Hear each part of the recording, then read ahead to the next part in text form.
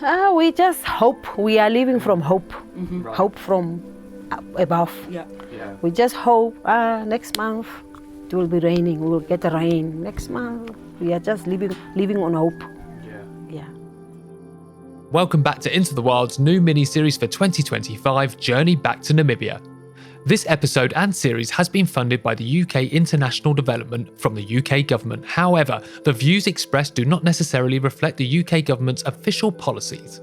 We also worked in partnership with NACSO, which stands for the Namibian Association for Community-Based Natural Resource Management Support Organisations, who supported us in getting to and talking with members of the community in the areas we visited. Okay, so let's get on with episode 2, When the Rain Stops.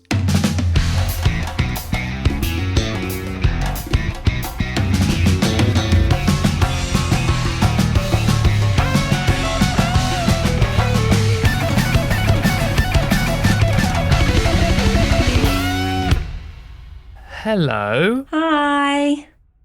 Nice to be back. Episode 2 of the series. Yeah, you always do a very nice high-pitched hello. And then if you realise when at the end of the episodes, I'm like, I also do an even higher pitched goodbye. Do you always make sure it's higher pitched? I just hope people track these things. I can say for certain we've never had an email about it. Well, we're back. This is episode 2 of our mini Episode Namibia 2. series, and we are let's just get climate change out of the way, eh? Do you know, it was... Yeah, let's do that. I will be honest with you, but the time we spent in Namibia, climate change was the third person travelling around with us wherever we went. And actually, when we were figuring out how to set up the series, actually just taking an episode aside to be able to discuss the way that climate... I don't know, is represented, how it's expressed in the areas of Namibia that we were. Because, we just use the word climate change ever so simply, banding it around. But I guess it is expressed in certain ways, in certain habitats, in certain communities and ecosystems. So we're going to describe that for the Namibian context today. It took up so much space on this trip. We nearly had to check it in. But even in the fact baggage. that because it's so hot, it affected Us. our ability to do our job. to do anything. It's so hot. Yeah, it was. I think what you just said there, though, is a very interesting, a very good point. You said that it's a term that's banned. You're welcome, and I'll end it there. It was a very good point that it's banded about a lot, those two words, climate change and climate crisis, for good reason. It's, thrown around a lot. But I think living in a country like the UK, like England, which is going through the climate crisis as well, however, with its symptoms and changes being, I say subtle. I know there's probably a lot of people listening saying these aren't subtle changes, because I notice things that I think are quite strong, but comparatively to other places in the world, they are quite subtle or low key, shall we say.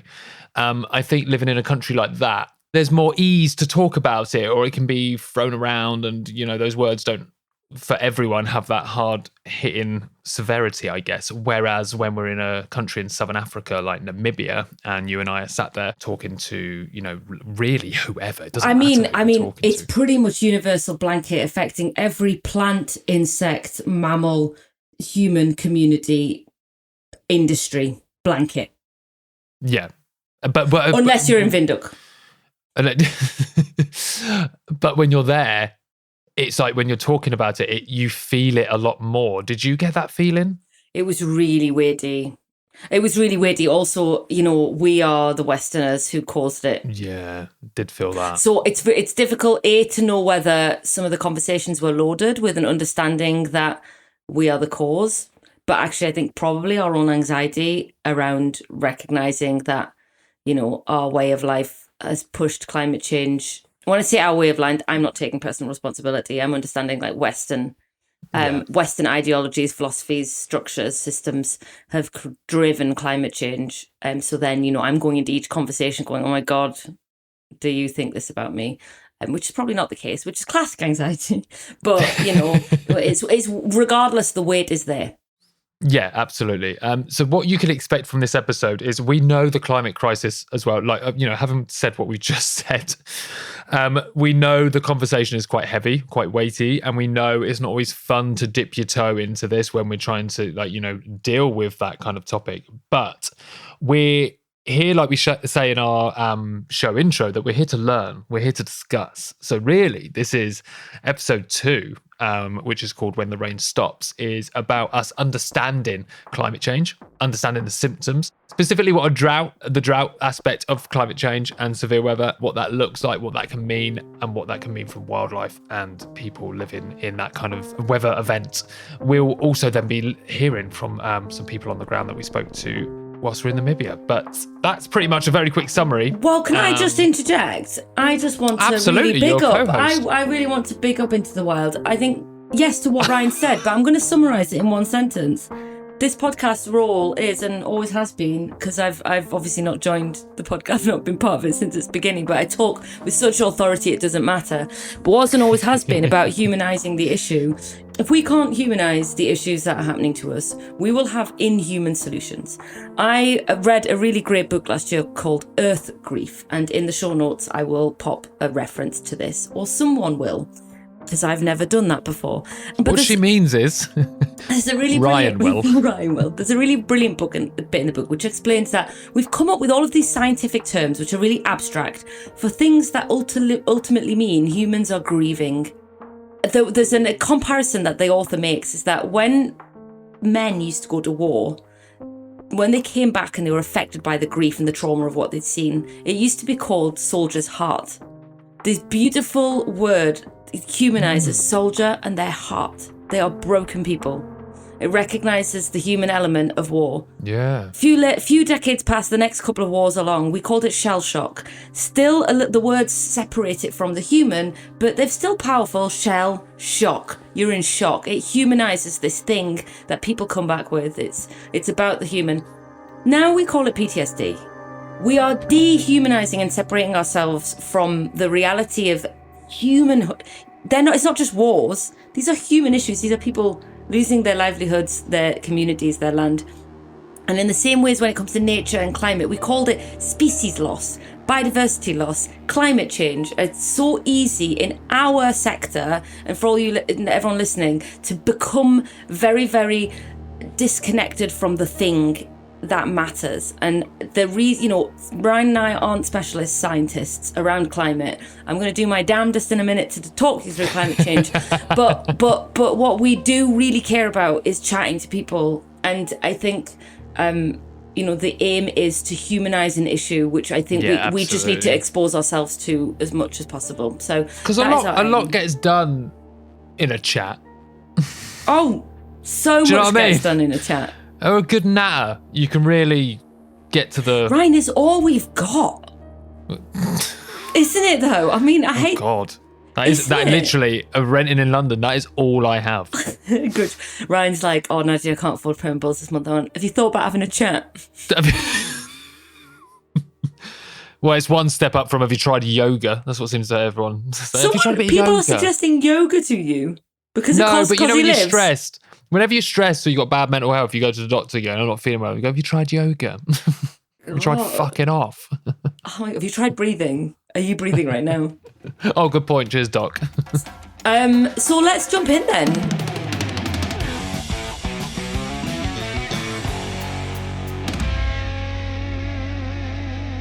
So yeah, we're talking climate change. I think it's important. I am not going to go over and over and over and over this because I'm sure you know what climate change is, but let's remind ourselves. Climate change is I guess it's a term that we use to talk about the long-term shifts in temperatures and weather patterns on the planet, in and around the planet. And they are natural. So the Earth has gone through different rhythms and shifts. I mean, I don't know, I'm trying to think of a good example or way of explaining it, but it's always going to be a turbulent, changing thing, is our planet. And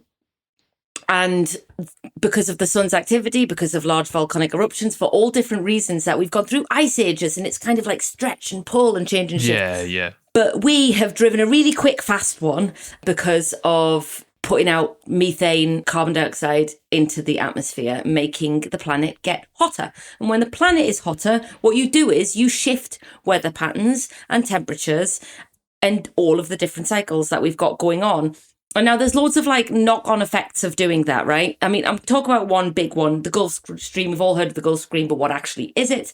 It's the way that the ocean is warmed around about the Gulf of Mexico and flows up into the north, taking warm air and warm sea up north. Us up north here, we've got quite a temperate climate because of the Gulf Stream. If we didn't have the Gulf Stream, the way the sun hits us and the amount of warmth we get from the sun just wouldn't be enough to have a warm climate, for example. So we are warm because of the Gulf Stream. And that's because everything affects everything else, right? So everything has a knock-on effect. I don't know, a butterfly eats a bit of leaf. Butterflies don't do that, caterpillars do. Do you remember a minute ago when Nadia said we're not experts? So butterfly plays the guitar solemnly on a rock. So when the badger plays chess.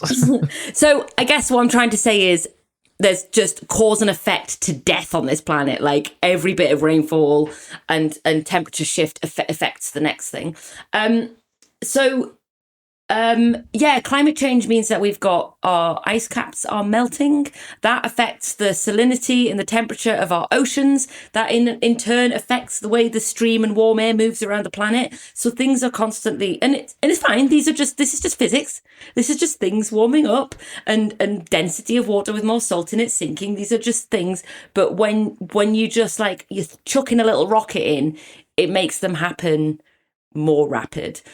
What that means is that the wildlife that relies on things as is hasn't got time to catch up because we're making it happen so fast.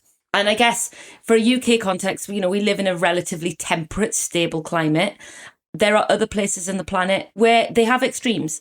There are arid countries. There are countries in the tropics that don't have rain for 6 months. And then they have the rain season. And my God, does the sky fall down. So we do have built into this climate that we've currently got or got used to over the last few millennia, we do have still extremes built into that, but for us in a UK context, we are quite a temperate, lovely little island, and so we still aren't sensing the extremes as much as other places. However, our wildlife climate change is the kind of the biggest concern for the driver of biodiversity decline. It's going to be the impending big worry for us in the UK at the moment.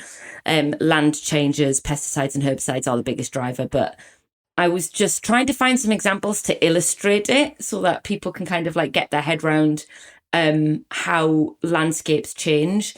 So taking butterflies as an example, the wall brown butterfly should spend their winter as a caterpillar or in a cocoon, which will emerge in early April and then get down to business, mating and laying eggs. But the mild weather... Down to business. Well, the sexy time. The sexy time was your second option. Making little caterpillar babies. I thought you were going to say making love then. I don't feel like this is the podcast that I can talk in If you had said made love, I would have been like, we're starting again. Really? Back to the beginning. Oh, no. I don't know what to say to this audience or in a podcast. Have sex? That's true. We've got a very broad listener base. Can I just go? I think I'm high. Everyone write in. What would you like us to refer to mating? Well, we could just say mating. Mating. What, the scientific term? But because shagging, we've now got milder weather in the autumn and winter, it means that wall brown adults are actually emerging from their cocoons in September, October early, which is far too cold for them. And then they haven't got the food that they need. And so that's just one little tiny species of the 1,000, and we already know that butterflies and moths are interconnected with other species. Birds rely on the caterpillars to feed their young. So all of these things are interconnected. And when you shake it up, it all changes. I am sure our audience knows this already because you are nature lovers. So I'm not going to labour the point. But that is, climate change in a nutshell from somebody who is not a climate scientist. I thank you. Well, you thank you for coming to my TED Talk. No, it's very... I think it's also undeniable. Oh, wait, we don't need to go there. We know our listeners aren't one of them, are they? No, but we go in. I'm going to go there very briefly because I know I would put a lot of money on that I don't have. Well, regardless, I don't have my yoga subscription.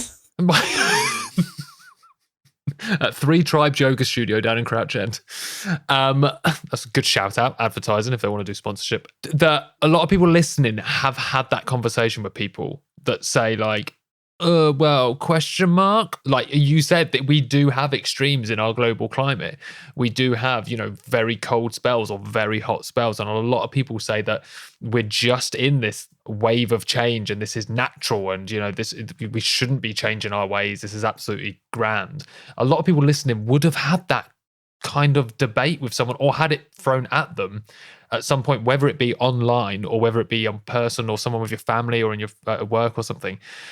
But really, it's kind of undeniable at this stage when you see the rocket increase of temperature and then just seeing more activity around the world that just seems to be getting worse and worse and worse. It is really undeniable. The Met Office has got a really great webpage on this, actually.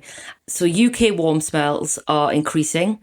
It's been proven to be linked to climate change, and in the future expected to increase. UK cold spells are decreasing. That has been scientifically linked to climate change, and in the future, the cold spells are looking to decrease. UK heavy rain has increased. It's inconclusive as whether that's linked to climate change, but it's also set to increase just based on trends. UK dry spells, there's not been a trend necessarily detective, and it's inconclusive, but the dry spells over the last decade are increasing, and farmers are increasingly experiencing what we're going to talk about, drought. You're going to help us understand drought in a minute. Yeah. And winds as well are set to increase. And what that basically means is if we're just looking at trends within like recent years, damage to infrastructure, food insecurity, risks to water supplies, localized flooding, marine systems being damaged, loss of biodiversity, heat stress, habitats of pests expanding. So we are now in the UK getting more and more diseases. I'm really careful about how we use that over from the UK continent that we've not had before, including certain kinds of mosquitoes carrying certain kinds of diseases. So these are just some of the things that even if you want to say, I don't believe in climate change, we can at least believe in all of those things that I've just said, which are increasing. Yeah, that are actually happening. So whichever magic's making these things happen, there has been, over the last 2 decades, a severe increase in all of these other things.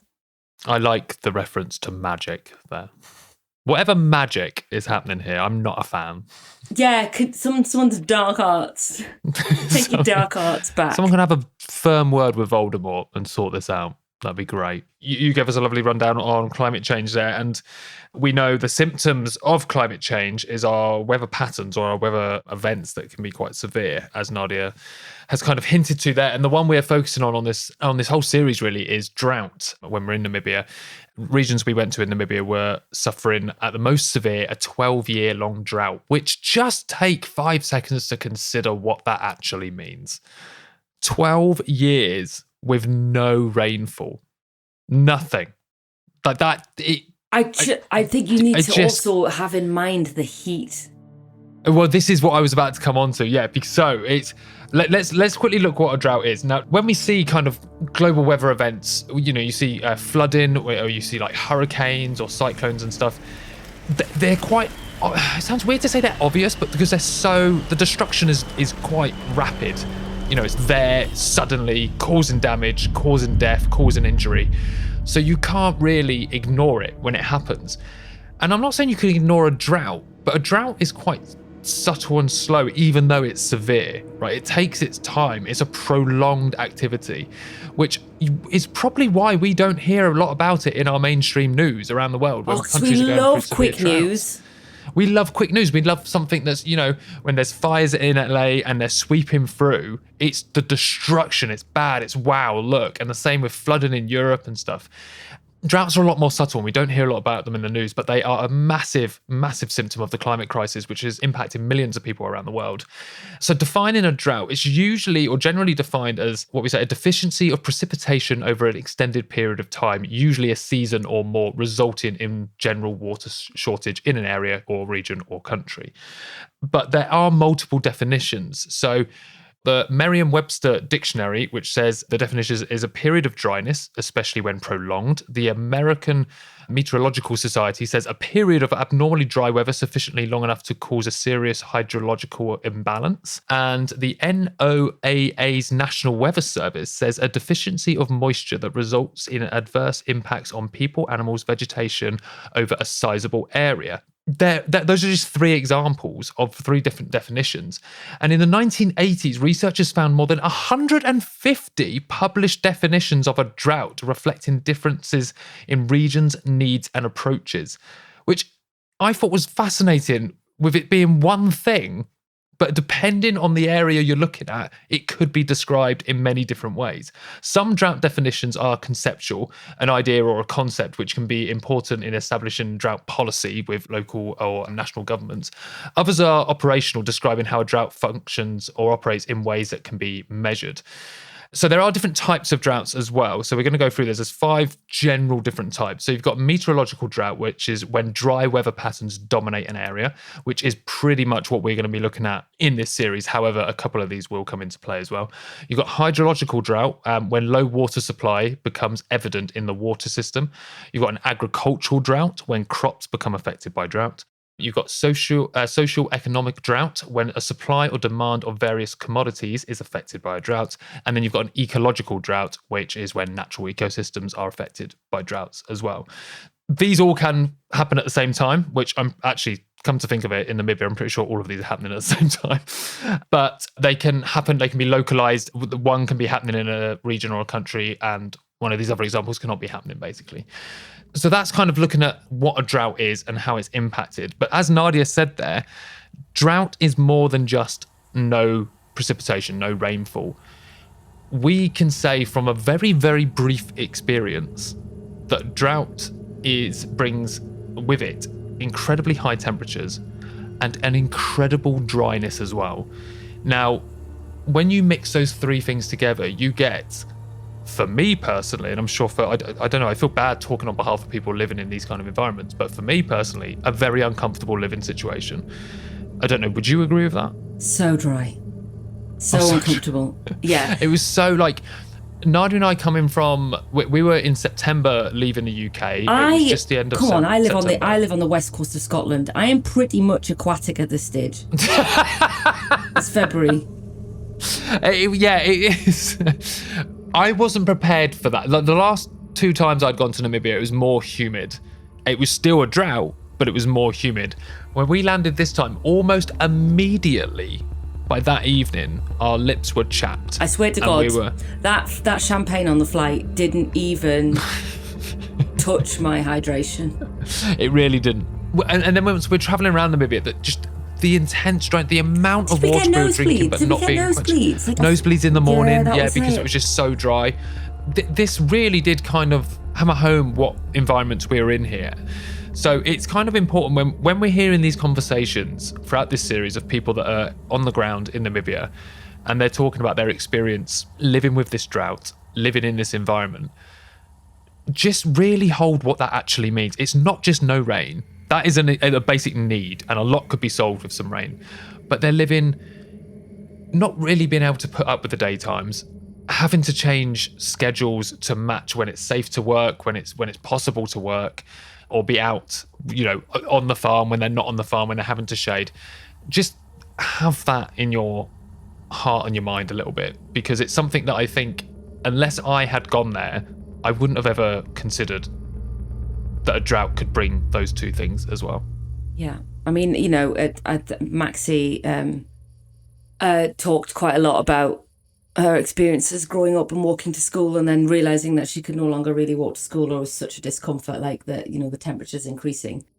Whilst definitely people of the communities that we went to have got much higher tolerance to the heat, it's not necessarily comfortable, and actually it's quite significantly hotter than it was 10 years ago, 20 years ago.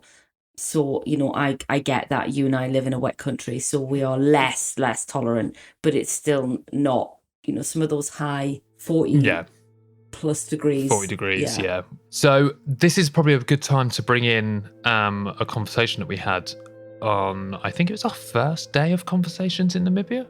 Yeah, I'm just going to paint a picture for you. So we're driving through a fairly flat landscape with kind of, there were high hills in the distance, but largely a flat area of arid landscape, and I guess bush and scrub that was fairly sparse. So there's no ground cover of plants, but many shrubs across far as the eye can see.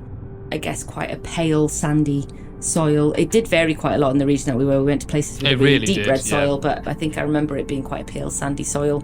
And yeah, so pale, sandy ground, shrubs, flat landscape, heat, and farmsteads that were made up of a small gathering of buildings, from brick, but also traditional, I guess, straw and mud buildings, tin roofs to more vegetable kind of plant-based roofs, but definitely different structures. And we met with a few farmers on this day, and the kind of their neighbouring farms. And we were very lucky to be able to sit with these people and talk to them and hear about their life, their experience. The voice you're about to hear is from someone called Monaliza, who is a farmer at Houtini Farm. There's another voice that you hear, which is Maxi Lewis, who is someone you're going to hear a couple of times throughout this series. But Maxi oversaw all the conversations that we had with community members as support and being the director of NACSO. But this is our conversation with Monaliza. Yeah, here we go. What do you want to do? I get the microphone. This is nice. Yeah. Okay. It's very interesting. Everybody's watching, like we're on stage. So thank you for doing this. I think the main topics of conversation that we want to talk about is food availability, security, and the climate and how that's changed. Okay. But when we first met, what you said was, it's beautiful here. Yeah. So you've been here all your life? Yeah, I've been here. I was born in Omaruru, so this is my area. Erango region is my area. And I came here, I'm living here for almost 20 years. Okay. Yeah, so I know the area very well. Yeah, beautiful. Yeah. What is it about when you say it's beautiful here? The landscape is so beautiful. Yeah. The landscape is beautiful. And also the trees, everything is unique. And so even the dryness which is there is unique. It's also beautiful, kind of. Yeah, yeah. What's your favourite time of day? The daytime. Just in the middle of the day? Yeah, middle of the day is my favourite time. Yeah. We got up at sunrise this morning. Yes. And it was like red. Yeah. Amazing. Beautiful. We both said we've never seen the sun like rising that. like doesn't look like that. It doesn't go red. And it just comes up in like 10 minutes. It takes about 2 hours. 2 hours. Yeah, it's very different. Very different experience. Yeah, it's amazing. So in 20 years, how has it changed? We noticed the climate change. The rain is very low. As the rain is very low, the trees that we used to know standing for 10, 20 years, they are just falling because it's very dry. It's very, very dry. Is that different specific kinds of trees? Yes, those those that you can see around. But luckily they have adapted to the environment itself, and when the rain comes, then you just see them blowing again and growing, is becoming green. Okay. Yeah. So they can I just ask, so that some of the trees can lay quite dormant or like dead for a while? Yes. And as soon as a bit of rain, it comes back. So when that happens, what else changes in this kind of landscape? Because that must bring the grass is coming out. Those small shrubs, they are coming out. They are just dormant. They are there. There's lots of seeds which is just there. But as soon as they get the rain, you just see them up. And that would have been, 20 years ago, that would have been every year. But now less. Yeah, it's now less. Yeah. So we don't know from here where it will go with our farming as well. We don't know how we are going to survive. Yeah. Because it's like each year the rain is like deteriorating. The rain does not come, and the rain comes less, and therefore is that animals are here less. Yes, that's the main thing, because most of the animals, they are migrating to the side where it's raining and where there's water. Yeah, especially the wild. They are migrating. They are going out where they can get some food. And so, how have you had to change your life? How did it to change? Adapt? Yeah, well, we just have to adapt. What else can we do? We just have to. Everything depends from God.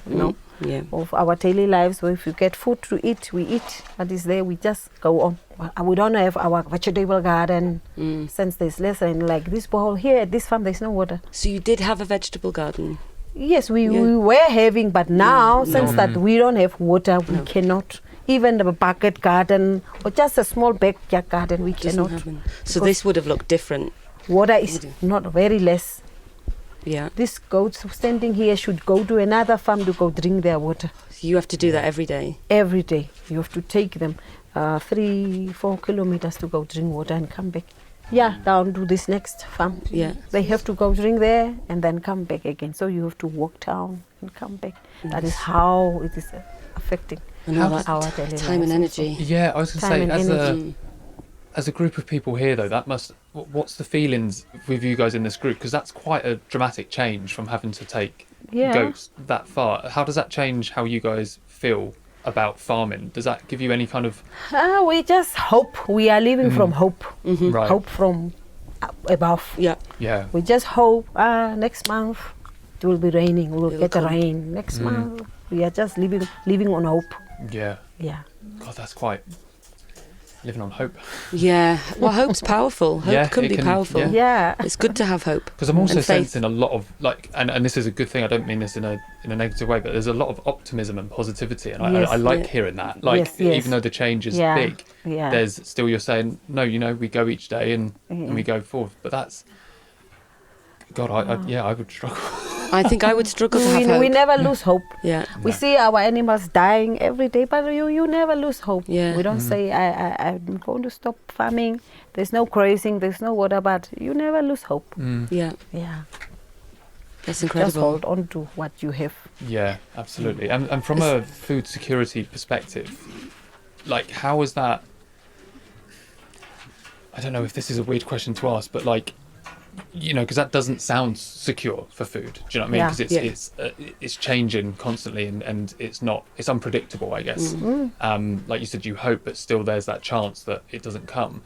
So how do you secure food for people with that unpredictability, I guess? Most of the people, they are, pensioners. Yeah. You can see they are just depending from their pensions money. Yeah. Right. Yeah, government does not. Okay, government is giving that small Yeah. Social benefit. social benefits Yeah. which they are giving each month. To buy in food. Yeah, to give out food, drought relief food. Yeah. They call it drought relief food. So we depend on those Yeah, things. right. What we have, the little we have, we eat, Yeah. and we just know how much to eat To Yeah. manage it. to manage it. So there's enough. yeah. How much of that food comes from the benefit? No. It's just a little bit. Just a little bit. Just to each add in. household, just get a bit. Yeah. Just so much. Yeah. It's not really, Yeah. even not nutritious foods that you can, no vegetables, no, Yeah. just to keep us going. Yeah. Yeah. Yeah. Yeah. And I guess it's different, so you feel like your diet's changing, which is different, which I guess, Yes. Diet has changed. We no more get milk. yeah. At least if the kids or each one can get cup of milk each day, there's nothing. Yeah. Vegetables that we could have got from our gardens, there's nothing. Yeah. As- And I guess the climate change, the only real impact where we are, the climate change is more wind, more rain, more storms, but then really hot summers. So we used to have our summers are now 30 degrees plus. I guess climate where we are, there's many different differences. Yeah. Where I think here it is just the no rain. No rain, yeah. But is it hotter as well? With this climate, one cannot say that it's also. There's no fixed weather even. Sometimes you think it will be very hot during midday, but again it will be very cold in the afternoon. Yeah. You suspect some rain, and you think rain will come, just to see that in the evening it's very cold. Yeah. Like as if you are in winter again. You see the clouds coming nicely up. But all of a sudden in the afternoon it's just cold. Weather change. Yeah. Yeah, It's those what days was we it were like? getting rain. What was it? It was fine. But Yeah. these days is No. what we are saying. Yeah. Yeah. Yeah. And then water And comes from it's boreholes. more windy as well because it's the This western is it. part is having more influence on us. Yeah. Rain might be coming and it wants to come. Clouds will be okay, but then the wind blows it Takes back it away. again to the eastern side again. That's even because that's what You can hear. see it. You Yeah. can see it, but you can't have it. But you Yes. can't have Ah. it. It's like that. You can That's- see it, but you can't have it. That would be Yeah, frustrating. that's the problem we are Yeah. having. Yeah. Have you found with so these are big changes for weather patterns, like you said, with little rain, and as subsistence farmers here, conflict with any wildlife gone up in that time? Not really. Or is it because the wildlife's gone? Yeah, they are gone. They're gone. So the conflict-wise, it's not. Yeah. So It's we more- don't find these problems of elephants. There's no water. Because there's no water. Yeah. Yeah, and we don't find no. Lions, okay. cheetahs, they are more where they get their food. Yeah, absolutely. Further north. Okay. Further It is north. That's very interesting. Yeah, really. That it's reduced wildlife Just- conflict. Yeah. Yeah. I guess if the wildlife moves, then But you have stayed, which is crucial. So there you go.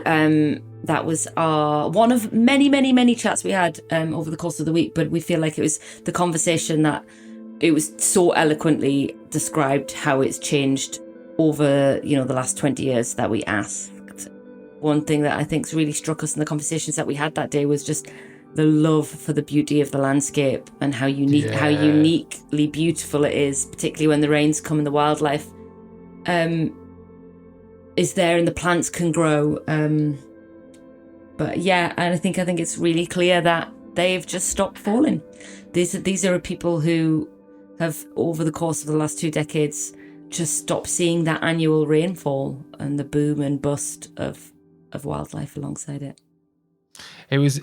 I remember when we were chatting with Mona and some of the other farmers as well.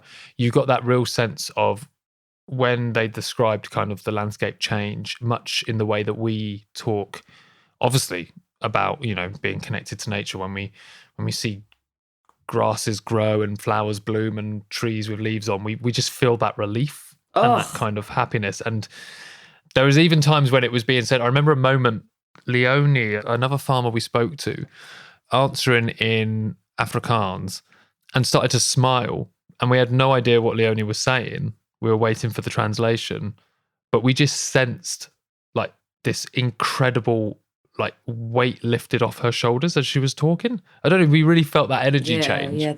And then when we got the translation, Leonie had basically said, when the rain comes, and was talking about how the landscape changes and goes green and animals come grazing, and it was such a magical moment to see someone talk. I think the translation was, I'm feeling good in my heart when the grass is green and the rivers are flowing. And it was just so, I don't know, I don't want to. It's one of these things as well. It's just so real. And also it's really important for Westerners to recognise that Africa has been hugely grotesquely homogenized into one misrepresented place, rather than tens of thousands of communities, tribes, cultures, landscapes, ecosystems, cultures. There's this kind of I think Western expectation of it's Africa, it's desert, isn't it? When actually, we're talking about not that long ago for Namibian people, their culture and community and lives were tied up in these intense rains, which brought about trees bursting into life, huge flocks? Is it flocks? Of wildebeest, of springbok. Herds. And herds, that's it. And presumably flocks of birds. But just these, thousands and thousands of coming through and following the rains and the grasses and those animals representing a feast and community and togetherness. We do talk in the UK, we're so nostalgic about the first frost and the first snow, or when the leaves turn golden and when we could pick blackberries and long summer romantic sort of, the kind of British English pastoral landscape of these long summer days. They're so in tune, and even for those of us who don't get out into the countryside so much, they're still weirdly entwined into our psyche. Absolutely, I'm just thinking about how magnificent to hear and smell and see the first rains come, and then the grasses, and then the animals, and then the feasts and the smells, and we really got a sense of that. There's a point in that conversation that you hear Moni talk about the hope, just having hope. We live on hope, and I'm just sat there looking around at this country I've never been before, going, really? It seems like there's never been water here. It really did feel like that, didn't it? And it's kind of heartbreaking.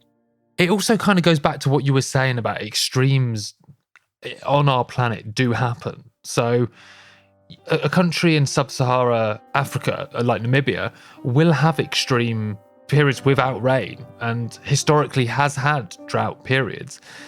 It's the fact that they're becoming more and more regular, and the rain, which is meant to be annual, this time of year, where as we record this now is their rainy season, December pretty much through to March, which should be annual and has slowly disappeared. But the landscape, the people, the wildlife have gone through droughts before, but with them getting longer and getting them more severe, I guess something like hanging on to hope is...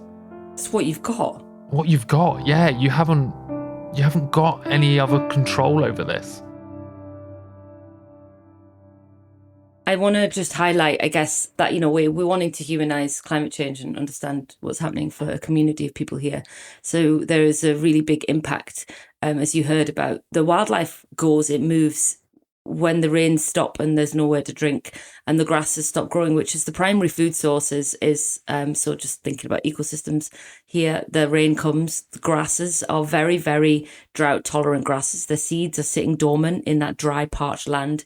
When the rains come, they grow very quickly. And when the grass grows, then the wildlife follows. So the springbok and all of the other kind of ungulates, things that eat grass, come along after that.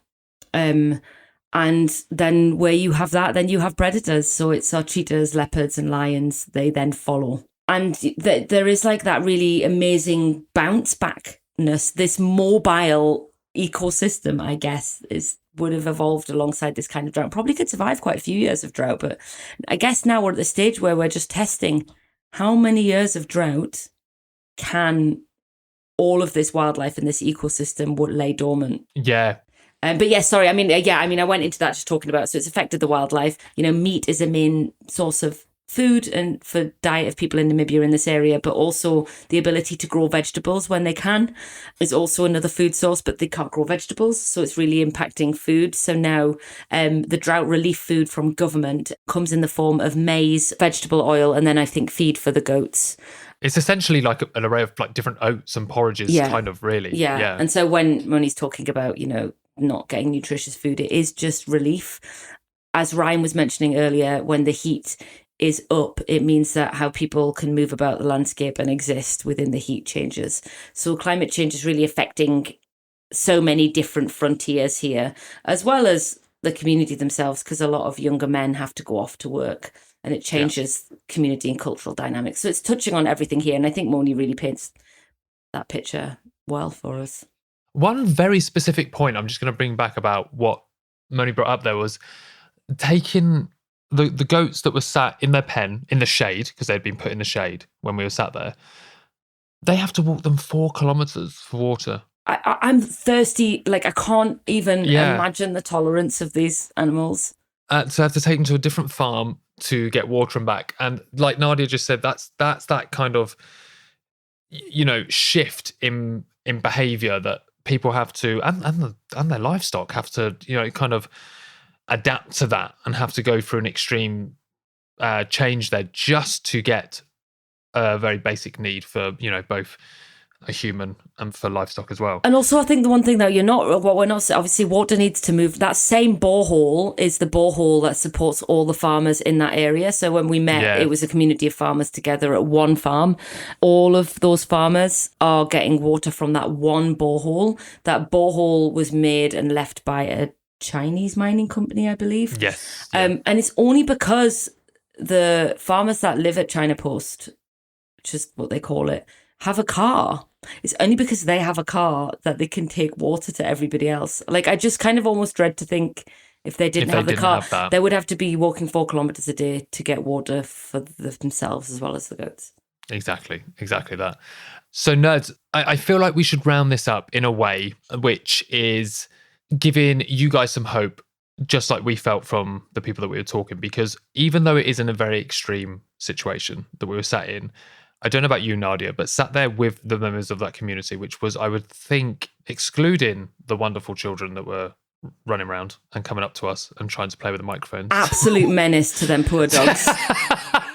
This one kid walked up, picked up like some kind of toy, I can't remember, just hoid it at this dog, and I was just like, fair enough.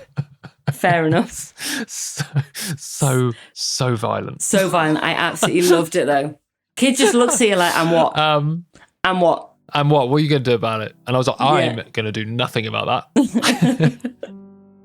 So it's a really big, complex web of land, food, people, communities, wildlife, and climate. And what is our job to do as listeners of the podcast and as residents of the planet is to hear stories, be moved by them, because you will be moved by them, and feel the grief for, I guess, the changes that are happening on the planet. But the reality is that we do have hope. And I think, it could seem such a fleeting comment of, we just hope the rains come. But hope is far deeper than that. Hope is the light in the dark. And hope is the rain cloud that will one day not be blown away. Hope is resilience. So thank you, nerds, for tuning in to episode 2 of Journey Back to Namibia, When the Rain Stops. We'll be back in a month with episode 3. Talking about food security, about how communities that Nadia and I met with keep basically fed in regions where there's understand no those rain. food systems. Yeah, absolutely. So how people are adapting, what different methods, what different ideas people have and are implementing within their conservancies and communities. We'll be focusing on that. But thank you so much for tuning in to another episode. As always, you can find us on social media, on Instagram and Blue Sky. We're there on Twitter. We're not tweeting because of Musk, but the episodes are being released on there. And if you would like to support the show, you can visit www.kofi.com/IntoTheWildPod, where you can make a one-off donation or subscribe and make a monthly donation to the podcast to help keep our running costs paid for and to help support the show. If you would like to get in touch and discuss anything or have just share some words with myself and Nadia about anything we discussed on today's show or any other shows, you can email us at intothewildpod@gmail.com. We may even discuss it on a future episode. Maybe. Thank you so much again to Monaliza for her wonderful chat that we got to have with her, and it was a privilege to feature her on today's show. But until next time, nerds, look after yourselves, and we'll speak to you again soon. Bye.